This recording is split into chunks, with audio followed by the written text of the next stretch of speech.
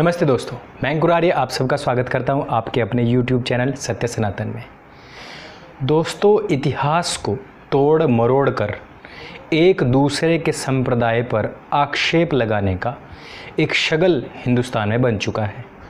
हम लोग आए दिन देखते हैं कि इतिहास के साथ खिलवाड़ करके अपनी कौम को ऊंचा, दूसरी कौम को नीचा दिखाने का तथा हजारों लाखों साल पूर्व की घटनाओं को आज दोहराकर आज के परिप्रेक्ष्य में किसी भी जाति, किसी धर्म अथवा संप्रदाय को नीचे दिखाने का एक धंधा सा चल पड़ा है, जिसकी शुरुआत हमने बड़े स्तर पर पीस टीवी में जाकिर नाइक के द्वारा चलती हुई देखी थी। हम इस बात को कई बार बता चुके हैं कि जब जाकिर नाइक सरीखे लोगों पर आर्य समाज ने सीधा प्रहार करना शुरू किया तो उन लोगों ने हमारे ही भाइयों को, जो दलित समुदाय के लोग हैं, उन्हीं को हमारे सामने खड़ा कर दिया। और जब इस तत्कालीन सरकार ने इस्लाम और ईसाइयत दोनों की फंडिंग रोककर उनके भीतर व्याप्त बुराइयों को दूर करना शुरू कर दिया, तब उन्होंने सबसे पहला कार्य क्या किया कि हमारे जो आपसी जो जाति व्यवस्था है उस ढांचे को तोड़ना शुरू कर दिया और एक दूसरे के खिलाफ खड़ा कर दिया।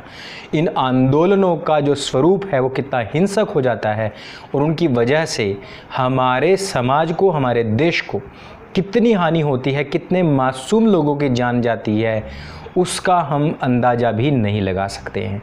और इन सब के पीछे जो हमारे दुश्मन है, जो हमारे दुश्मन देश हैं, वो कितने खुश होते हैं, वो जिनके एजेंट हमारे देश के अंदर भी हैं और वो जो विश्व भर में फैले पड़े हैं। इसका पहला उदाहरण मैं आपको देना चाहूँगा कि जब सलमान खान को जेल हुई तो पाकिस्तान के विदेश मंत्री ख्वाजा आसिफ ने क्या कहा। नाम में तो ख्वाजा है लेकिन एकदम खबीसों वाली उसने हरकत की और उसने कहा कि क्योंकि वो मुसलमान है इसलिए उसको प्रताड़ित किया गया है। जब पिछली बार सलमान खान छूट गया था तब ये कहा जाता था क्योंकि वो नरेंद्र मोदी का सबसे अच्छा दोस्त है, और आज कहा जा रहा है क्योंकि वो मुसलमान है। जब जनरल चीमा को आज तक चैनल पर बुलाया गया तो उसने क्या कहा, उसने अपनी अलग ही रागनी अलापनी शुरू कर दी और उसने कहा कि हिंदुस्तान में एससी और एसटी कम्युनिटी के ऊपर कितना अत्याचार हो रहा है। यहाँ से आप इस चीज़ को समझना शुरू कर दीजिए कि किस प्रकार से आपके घर की एक छोटी सी बात को भी देश ही नहीं वरन हमारे दुश्मन देशों में भी कितना प्रचारित प्रसारित किया जाता है और सामाजिक स्वरूप है उसको किस प्रकार से तोड़ने का कार्य चल रहा है। इसके दो उदाहरण मैं आपको वीडियो के माध्यम से दिखाना चाहूँगा।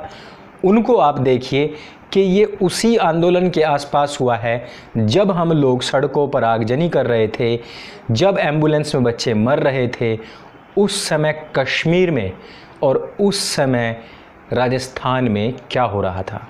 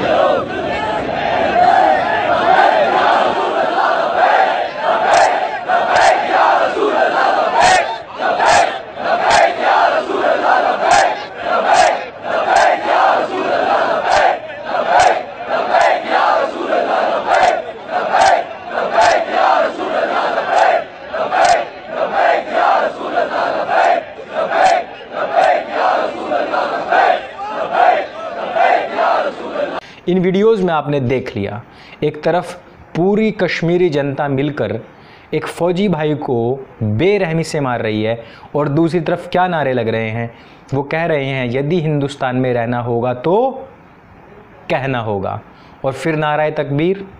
तो ये हिंदुस्तान की हालत है। पाकिस्तान वो छीन चुके और हिंदुस्तान में भी इस तरीके के नारे लगते हैं।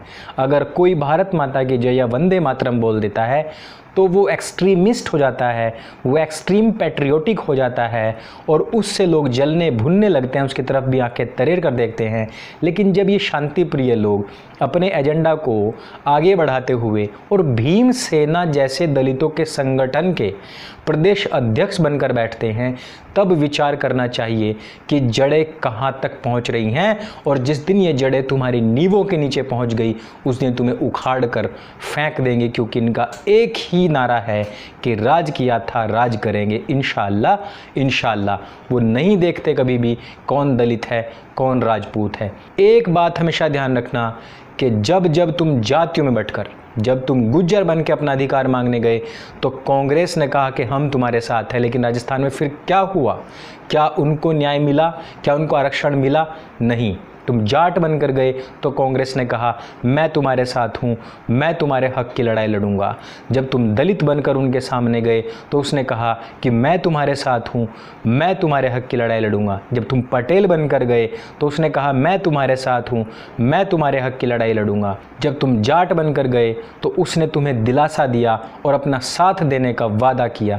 जब तुम ब्राह्मण बन के गए, जब तुम दलित बन के गए, जब तुम वैश्य बन के गए, जब तुम अति पिछड़े वनवासी बनकर गए, जब जब तुम कुछ भी बनकर गए, इवन जब चाहे तुम गौरक्षक बन के गए, तो भी तुम्हें कहा कि हाँ हम तुम्हारे साथ हैं। लेकिन जब जब तुम हिंदू बनकर गए, जब जब तुम अपनी मुट्ठी तान कर गए, जब जब तुमने हिंदुत्व का मुद्दा उठाया कि भारत में आए दिन ऐसी घटनाएं हो रही हैं जिनको देखकर लगने लगा है कि हिंदू अब खतरे में आ चुका है, तब तब उसने दफ्तर से 100 मीटर पहले तुम्हें खदेड़ कर भगाया और कहा है कि ये हिंदू आतंकवादी हैं, ये भगवा आतंकवादी हैं, ये एक्सट्रीमिस्ट हैं, ये देश की गंगा यमुनी तहजीब को तोड़ने वाले आतंकवादी हैं। जब जब तुम हिंदू बनकर गए, जब जब तुम एक होकर गए तो उसने तुमको आतंकवादी कहा, तुमको उसने एक्सट्रीमिस्ट कहा, तुमको उसने देशद्रोही कहा। इस बात को हमेशा ध्यान में रखना। ये वो बात है जो तुम्हारा इतिहास रहा है। तुम एक हुए, तुमने अपनी पूरी शक्ति दिखाई, तो तुमको क्या मिला? पाकिस्तान का नासूर, पाकिस्तान को एक इस्लामिक राष्ट्र बनाया और यहाँ के छछुंदरों नपुंसक राजाओं ने इस देश को धर्मनिरपेक्ष देश बनाया। जब उसके बाद तुम फिर से एक हुए तो तुम सबको तोड़ने के लिए उन्होंने इमरजेंसी लगाई। उस सब को भूलकर तुम फिर से एक हुए और तुमने गौ रक्षा के लिए संसद के सामने अपना धरना प्रदर्शन किया, तो तुमको दिन दहाड़े गोलियों से भून दिया गया। तुम उसको भुलाकर फिर से एक हुए तो जीती हुई बाजी को भी हार कर बांग्लादेश तुमसे अलग कर दिया गया और आसाम और पश्चिम बंगाल को आज तक उसके नासूर झेलने पड़े हैं। तुम उसके बाद फिर से एक हुए और उनकी सत्ता को उखाड़ कर फेंक दिया। तो उसी दिन से देखो, मेरी बात एक ध्यान रखना कि उन्होंने सैकड़ों साल इस देश के ऊपर शासन किया है। जिन लोगों ने अपनों को अपना नहीं समझा, जिन्होंने अपने खून तक को अपना नहीं समझा, वो तुम लोगों को क्या अपना समझेंगे? वो गिद्ध लोग हैं, वो लोमड़ी चालबाज हैं जो अपने मौके को भुनाते हैं, जो लाशों पर राजनीति करते हैं।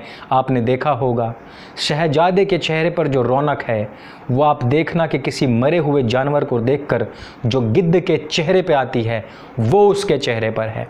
आज भारत जहां जातियों में टूट रहा है, रोजाना आए दिन जो दंगल मच रहा है, उसको देखकर उसके ट्वीट्स देखो, उसके भाषा की बदलावट देखो। जब जब भी भारत की जनता ने एक होना चाहा है उसको इसी प्रकार से तोड़ा गया है। अभी मेरी बात कुछ वर्गों को बहुत गलत लग रही होगी, लेकिन ये आप लोगों का इतिहास रहा है। 2 मिनट के लिए आंखें बंद करके जिन लोगों ने ये सब चीज़ें देखी हैं, आराम से बैठकर आंखें बंद करके इस चीज़ को सोचना कि क्या हमारे साथ हुआ और क्या नहीं हुआ है, और ये अंकुर उसके बारे में क्या बोल रहा है, आपको एक एक चीज़ क्लियर हो जाएगी। और मैं उन सब स्वर्ण और ओबीसी भाइयों से भी हाथ जोड़कर गुजारिश करना चाहूँगा कि आप जो आंदोलन अभी करने जा रहे हैं उसको स्थगित कर दीजिए। यदि आपको बातचीत करनी है तो बातचीत कर लीजिए, वरना इस आंदोलन के बीच में उपद्रवी घुसकर इसका वो हाल करेंगे कि आप कभी भी सर उठाने लायक नहीं रहेंगे। आपका नाम होगा, काम किसी और का होगा, बदनामी आप लोगों की होगी। ये देश आप लोगों का है, इसकी संरक्षा कीजिए। आंदोलनों या हिंसा से कभी भी किसी का उपाय नहीं हुआ है। यदि आपको अपनी कोई बात रखनी है तो अपने प्रतिनिधियों के माध्यम से रखिए। आप सबके पास में अपने प्रतिनिधियों की कोई कमी नहीं है। तो आज और अभी के लिए सिर्फ इतना ही। संदेश देने के लिए छोटा है, लेकिन सीख इसकी बहुत बड़ी है। इस संदेश को जन जन तक फैलाइए। कांग्रेस और देश विरोधी ताकतों को आज नंगा करने का वक्त है, क्योंकि ये भारत देश हमारा है और सभी जातीय जो ढांचे हैं वो इस देश के पिलर हैं। हम सभी को एक साथ मिलजुल कर रहना होगा, क्योंकि अगर एक भी पिलर टूटा तो सभी पिलर ध्वस्त हो जाएंगे। तो मेरे संग बोलिए, सत्य सनातन वैदिक धर्म की जय। जय हिंद, वंदे मातरम।